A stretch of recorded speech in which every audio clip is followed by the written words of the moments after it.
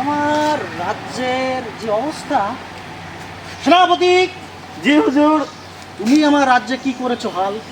আমি কিছু করিনি হুজুর। না না, তুমি রাজ্যের দিনে দুপুরে দেখছি আমার ঘরের চাল তুমি সব বিক্রি করে দিচ্ছ। আমার রাজ্যে কি করেছো হাল? হুজুর আমি কিছু জানি না হুজুর। এই ঘরের চাল চুর কেটে নিয়েছে হুজুর, আমি কিছু জানি না হুজুর। 24 ঘন্টা তোমাকে সময় দেবো না, তোমাকে 1 ঘন্টা সময় দেবো, তার ভেতরে বাইর করতে হবে এই চাল কে চুরি করছে।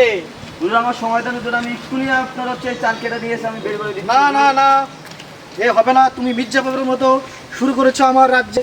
মির্জাফর, এ হবে না। তোমাকে এক্ষুনি বের করতে হবে। তোমাকে আমি এক্ষুনি বন্দি করে মৃত্যুদণ্ড কার্যকর করব। না হুজুর, দেখেন হুজুর, এমনটা করবেন না হুজুর। মন্ত্রী, জি হুজুর।